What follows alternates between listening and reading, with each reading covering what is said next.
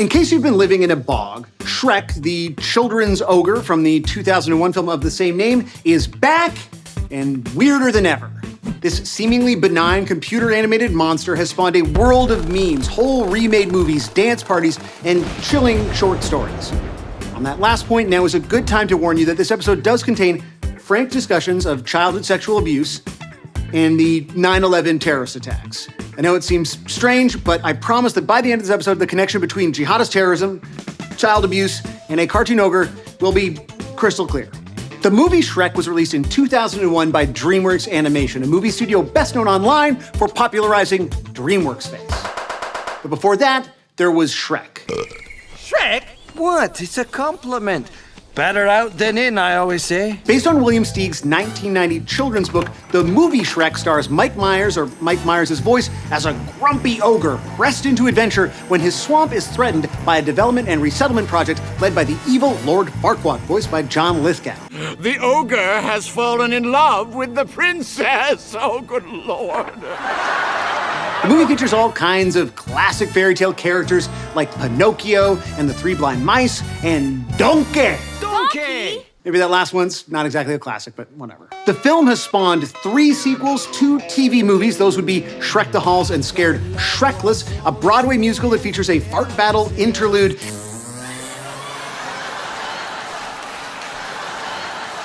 and a whole series of films based around the beloved Puss in Boots character, voiced by Antonio Banderas. Fear me, if you dare. Hey, look, a little cat.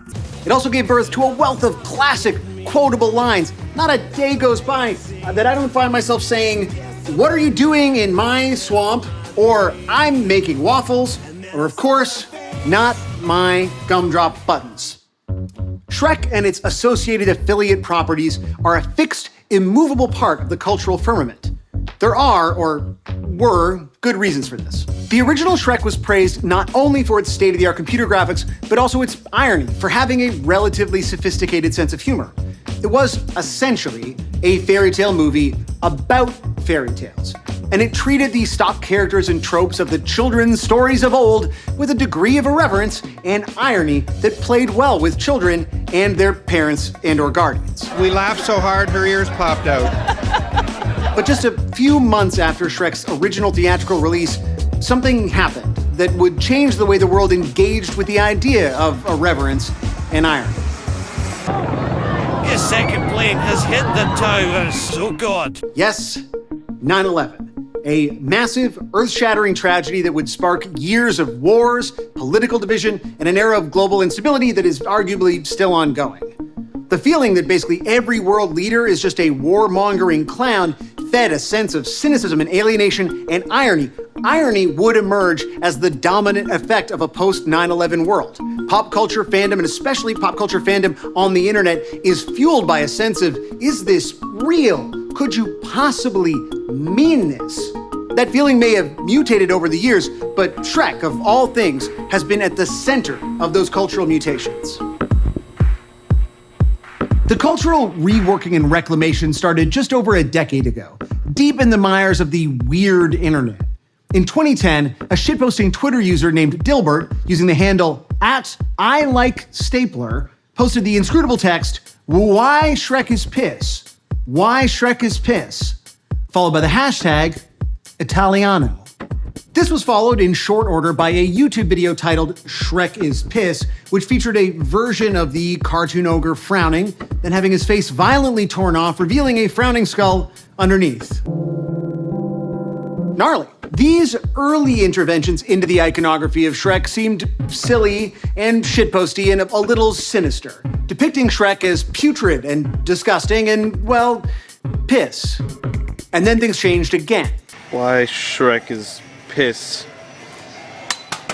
In January of 2013, a new bizarre form of Shrek appreciation emerged online in one of the internet's shadiest and most culturally influential corners, 4chan.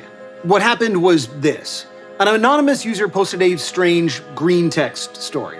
A green text story is a type of post that's been popular on 4chan since the 2010s that uses short staccato sentences for a kind of halting cadence. Often they're anecdotes that relate something unflattering about the poster's life. This one was a little bit different. This one was about a young boy who prayed to and worshipped Shrek. And for his dutiful service, he was ritually sodomized by Shrek. Despite being violently abused by the ogre, the boy still sang his praises with the short hymn, Shrek is love. Shrek is love, I say. Shrek is life. This 6-word mantra became its own meme, spread via YouTube videos, dramatic retellings of the original stories, subsequent videos, more and more green text stories that built on this idea of a cult of weirdly sexualized Shrek worship. Like so much that comes out of 4chan, the whole Shrek is love, Shrek is life thing is a mix of violent fantasy, sexual perversion, and profound alienation deeply steeped in irony. By May of 2013, a Reddit user named Sir Barrington had posted the words, Shrek is love, Shrek is life, scrawled in a school library. This cult of perverse Shrek worship had graduated into the real world.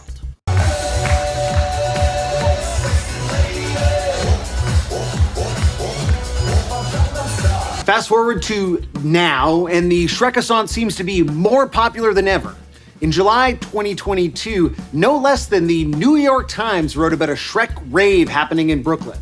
The memeing of Shrek had broken into the mainstream legacy media. All the news that's fit to print in Shrek raves. We're doing a Shrek race. Launched in LA in 2022, these parties featured drag performances, mosh pits, and revelers dressed up and dancing to Smash Mouth's All-Star every hour on the hour. A lot of the Shrek memes involve All-Star. The song was prominently featured in the original film, and like Shrek, Smash Mouth has been a meme for a minute. Take, for only one example, mouth sounds. Some.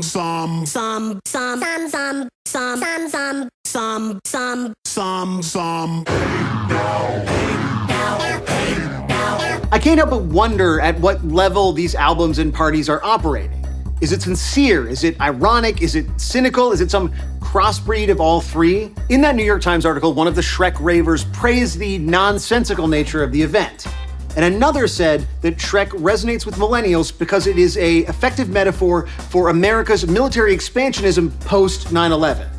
So if that is the case, then America is John Lithgow's puny king, and the swamp is Iraq, or the swamp is Afghanistan, and then Shrek is a Shia Muslim, or wait, okay, maybe Shrek is America, and the plan to clear his swamp is like the 9/11 attacks, and so Donkey is Colin Powell, and the tortured gingerbread man is an Abu Ghraib victim. I don't fucking know. Ads for the Shrek raves proudly proclaim, it's dumb, come have fun. And maybe that's it. Shrek is dumb. It's as uncomplicated as a Smash Mouth chorus, but that doesn't quite satisfy. Lots of things are dumb as shit. Why Shrek in particular? As improbably popular as they are, these Shrek raves aren't the first example of massive collaborative Shrek entertainment. Nor are they the first example of trying to reclaim Shrek in a more positive post-4chan way. Hi, I'm Connor Japixi. I am a co-director / producer on Shrek to Retold alongside Grant Dufferin, and I'm a creative director at 3GI Industries, which is the organization that hosts Shrekfest every year, Labor Day weekend in Milwaukee, Wisconsin. So 2014 came around and there was a fake Facebook event listed for something called Shrekfest in Madison, Wisconsin. Grant and all of his buddies are from Milwaukee, so it was a quick trek over to Madison. They show up the day it was listed, no one is there, nothing is happening.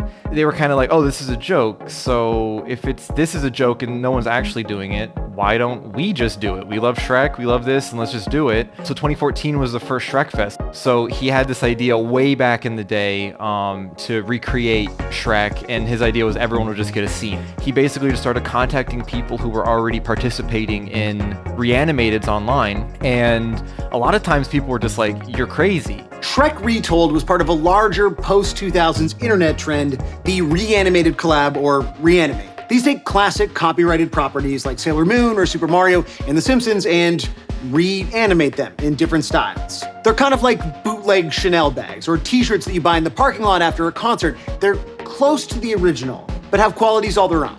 Shrek Retold, I think why it kind of exploded as much as it did is because you can grab people from different pockets of the internet, people who would never interact otherwise. Like, I'm grabbing you voiced a scene with this Texas artist that I adore. Her name is Ju Young Choi, who does all these puppets. And then other voices in that scene, we got other YouTubers who would never know about Ju Young Choi and might never know about Sam Sutherland, and they're all coming together on this one scene.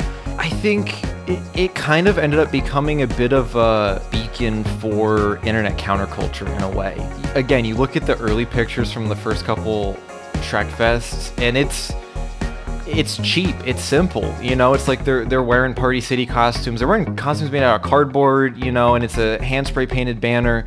And so there's no barrier to entry. If you're doing something in MS Paint that looks interesting, I'm all for it. Shrek Retold proved so popular that it even spawned a sequel, Shrek 2 Retold. It was a bigger story with more characters and more collaborators. Like 700 people took part in it, and I was honored to be one of them. Hey look, a little cat. Look out, Shrek, he's got a piece. It's a cat, donkey. Come here, little kitty, kitty, kitty. Come on, little kitty, come here. Oh, come here, little kitty. Okay, so we're talking Shrek. We're talking Shrek Retold. You participated in the first Shrek Retold. Can you just tell me a little bit about why would a man want to appear in a reanimate of the film Shrek? Why wouldn't a man want to? Why wouldn't a man want to? There's, so I think if you ask 99% of people on the street, would they like to appear in her voice for 10 seconds? A portion of the movie Shrek, they'd probably say yes. Look, I believe it's healthy to get to know someone for a long period of time. Just call me old-fashioned. Yeah, I just don't want to rush into a physical relationship. I'm not emotionally ready for a commitment of this magnitude. Really, that's the word I'm looking for, magnitude. That is unwanted physical contact. Hey, what are you doing? Well, I gotta say, it is an honor to star alongside you in Shrek 2 Retold, which I also cannot wait to see. It's an honor to star alongside you as well. Do you have any sort of thoughts on why it is that, Shrek, of all the pieces of entertainment from the last 2 decades, is the thing that has created this meme vortex? It's a really good question because, there's so many pieces of popular media that could have been subject to the same level of memification, and yet it's Shrek that did. One aspect could be that no shade to the film or the people who created it themselves, because obviously it's a great movie and it's a very entertaining movie. But there is something about it aesthetically that is slightly off-putting and is maybe slightly hideous in a way that maybe was not entirely intended. In some respects, it's kind of like a weirdly ugly movie. Could also just be right time, right place. You're talking about Shrek arriving at a point culturally during the dawn of a lot of pivotal stuff going on the internet in terms of meme culture. That's probably a movie that many people from that world grew up on, or sort of have at least a fond memory of or something. Shrek has had its moment in the meme sun. And I think, again, it sort of says a lot about how ironic memery and mockery of a thing, if it continues and repeats over and over and over, can slowly morph into genuine fandom of the thing. Then the mockery turns into a form of love and celebration as opposed to, we're taking the piss out of this, which I think is a cycle that is not unique to Shrek. The Shrek Retolds, like other reanimated collabs, take a big cultural bulwark and make it feel collaborative and personal. We hear a lot these days that big icons of popular culture are now part of our shared mythology, that Spider-Man or Superman or Super Mario are so big that they belong to all of us. Make fun of the Guardians of the Galaxy on Twitter, and a Marvel stan is sure to magically appear in your mentions and tell you that actually the talking raccoon is just like Achilles or Jesse James or Johnny Appleseed or whatever. CGI creatures that are part of our shared cultural imagination. Reanimates actually make good on that idea. They seize intellectual property and riff on it, turning Sailor Moon or Shrek into actual folk heroes whose stories can be freely reinterpreted. They're like Robin Hood, robbing the coffers of DreamWorks or the Nintendo Corporation and giving back to us plebes in the fan base. But what happens when the people, or rather the large, faceless corporations who actually own all this IP, don't like having their coffers raided? What happens when they try to strike back? There isn't one moment where I realized I was transgender. I mean, do cis people have one specific moment where they realized they were cis? I mean, I don't know, maybe you do. I'm not gonna ask you, because it's none of my business, it's none of your business. Anyway, when I figured out I was trans. But when I look back on my life, it's this like blurry, cracked mosaic of all these tiny but very important gender revelations. This is The People's Joker, a 2022 film written and directed by Vera. Made in a highly collaborative manner, largely during the COVID-19 lockdowns, the film borrows on the dense mythology of the Joker, Gotham City's clown prince of crime. But Vera uses all this lore to tell a new story, her own story. The germ of the idea for The People's Joker came about in early 2020. Todd Phillips was in the news. He's the director of 2019's Joker and Old School and Road Trip. And the G.G. Allen documentary, which kind of fucked my mind up when I realized. I was like, wait, is he punk? Is he cool? I mean, anyway, it's another conversation.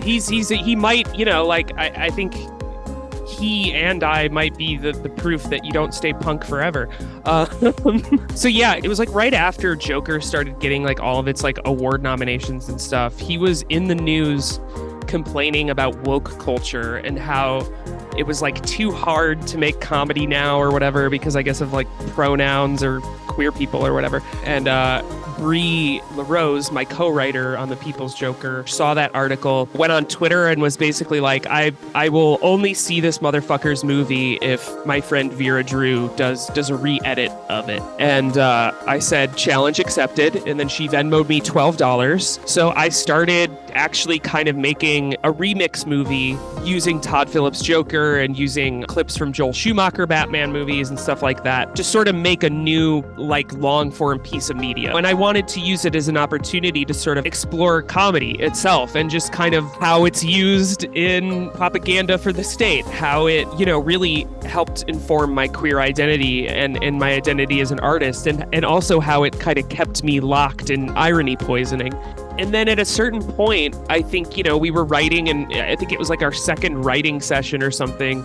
We were just like, let's just make this an actual movie. Like, let's make a Joker parody, but let's make one that is like kind of about all these themes and about my experience as a trans woman working and coming out as trans in comedy. The People's Joker made its public premiere at the 2022 Toronto International Film Festival, with a late-night slot in the coveted Midnight Madness program, which foregrounds genre films, outsider art, and films that fall outside of the festival's usual mandate of screening Hollywood dramas that will be in theaters in 6 weeks for an audience of sponsors and bankers who got tickets from work. The People's Joker is a genuinely weird, interesting movie, and it would have massively benefited from the publicity and prestige gleaned by bowing, as they say at these things, at one of the world's major film festivals. But the bowing did not quite go according to plan. So the night before our premiere, we got a letter from Warner Brothers, and it was previously misreported as a cease and desist.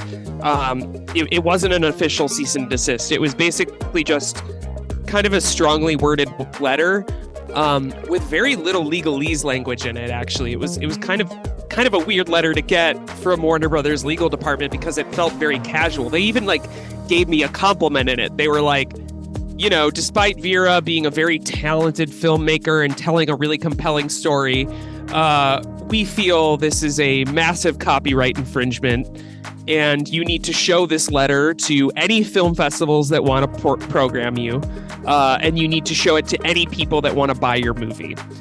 So I got this at 11 o'clock the night before our screening. Thank goodness TIFF advocated for us, because eventually, the head of Warner Canada was like, okay, I understand. You guys can have your premiere. It was the most beautiful experience ever. I went into that screening pretty cynical and pretty scared. I think mostly because to me, it was so clearly like Warner Brothers was just trying to intimidate me, and they did a pretty good job about it. And they were really just kind of trying to kill a big film sale. So I kind of went into that premiere going I don't know what the fuck this is going to be. This is probably going to be the last time we screen this movie. Well, that's kind of bullshit, isn't it? I mean, if superhero movies really do constitute a shared folklore, then shouldn't fans like Vera be allowed to share in it? It's not like anybody in their right mind could mistake her film for an actual licensed canon Joker movie. And I mean, what meaningful harm could the People's Joker possibly pose to the legacy and fortunes of the Joker?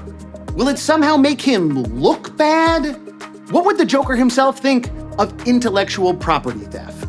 The Joker would think I was a pussy, to be honest. Because, like, I'm not trying to steal IP with this movie. I'm very much trying to find a distribution path for it. Going back to, is Todd Phillips a punk? Am I really a punk? Like, probably not. I'm more pop punk. You know, like, I'm trying to get this movie out there to theaters and get a theatrical run. So, and, you know, I think that was something that I really struggled with after TIFF was like, oh, am I like losing punk cred, or was I like a loser for like using the Joker and then like still trying to sell this movie? And it's like, no, I'm not the Joker. It's okay. I'm a filmmaker. I'm Vera Drew. I made a movie and I want people to see it and I want it to play in theaters and I think it will. So, and maybe the Joker could get behind that. But yeah, I think the Joker would think I'm a big, just sopping wet coward. And yeah, I kind of used that opportunity to sort of go back and look at sort of the legality of it and figure out with like our legal team, like, okay, do we actually still think this is a parody? And I don't know. I mean, like, it's every lawyer's favorite movie, which, you know, was absolutely my childhood dream was to become a filmmaker, favorite, you know, lawyer favorite. But everybody's on the same page that the movie follows U.S. copyright law to the letter of the law, and it follows fair use. It's clearly a parody movie, just like any other parody movie, like Scary Movie or whatever. The only difference is it's a parody movie that also makes people cry and is about the millennial trans experience. I guess this is one of those weird, sad things about modern life. All this culture that we share in, all this stuff that we're told belongs to us, it doesn't actually belong to us. It's kind of fucked up. And it speaks to the sort of power that these corporations can wield when they want to. Get in the box, you Jezebel! This sort of corporate control has now become part of popular culture, baked into the stories themselves. Think of stuff like the Lego Movie or the Space Jam sequel with LeBron James, or Ready Player One, or the insanely popular Barbie movie. At a narrative level, these movies are very much about the contested fight for ownership between fans and media conglomerates. They take up that ironic fairy tale about a fairy tale quality of the original Shrek, but they're corporate blockbusters about corporate blockbusters. However stupid, like Space Jam 2 or The Flash, or clever, like the Lego Movie or Barbie, their project can never truly be self-critical. All the winking and the irony only ever redounds to the benefit of the corporations, making them seem smarter, hipper, more savvy. It's like buying a ticket to kick a guy in the nuts. Even if you think you're getting your shots in, he is still profiting off of you. I sort of said just to the internet in general and the little bit of fan community I had around my art at that time. Bree and I are making a really gay Batman movie, and if anybody wants to help us, here's how to get in touch with us. And I wasn't really expecting that many people to kind of come out of the woodwork, but the initial response to that sort of like call to arms was completely overwhelming. Like, I woke up the next day with just like an inbox full of messages from artists and animators and actors, other filmmakers, a lot of lawyers, you know, all these people who just like wanted to help us make this movie. And a lot of it too was people who had never made a movie before, didn't work in TV. I don't think really had aspirations to make a film or anything like that, but just wanted to see this movie and wanted to help us make it. So it really started from this place of just like being a kind of art for art's sake thing between friends. And then from there snowballed into this kind of big community online project. And it was also cashing in a lot of favors. I had worked in television for 10 years at that point and, you know, had worked with a lot of really cool people. You know, I'd worked on a show called Birthday Boys that Bob Odenkirk was the showrunner on. And I was like, I know he just got nominated for an Emmy, so I doubt he's going to want to work with us, but let's see if Bob Odenkirk would want to play Bob the Goon. And for some reason he did. It was like kind of the coolest fucking phone call I've ever had in my life, was explaining this project to Bob Odenkirk and like hearing him go between, it sounded like he was on set or something, like walking between trailers because he was like out of breath and just like, okay, Joker, okay, trans Joker. All right, cool. I was hoping this would be a happy ending. Shrek raves, reanimates, and films like The People's Joker offer a counterbalance to the sense of wall-to-wall cultural control that can induce feelings of powerlessness and alienation. These are projects that are less about a product than about a process, less about consumption than creation.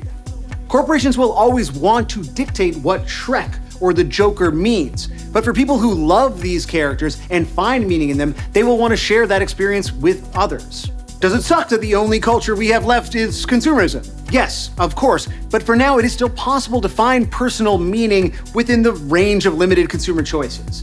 That meaning might be weird and sinister, like a story about a pervert ogre sneaking in through a child's bedroom window at night. Or it might be triumphant and incredible, like a trans Joker origin story that makes a virtue of the character's outsider status. In short, be the Joker, or the Super Mario, or the Sailor Moon, or the Shrek that you want to see in the world. In a land of seemingly limited cultural horizons, there are perhaps worse calls to action than "it's dumb, come have fun." Why Shrek? Well, maybe because it's all we've got.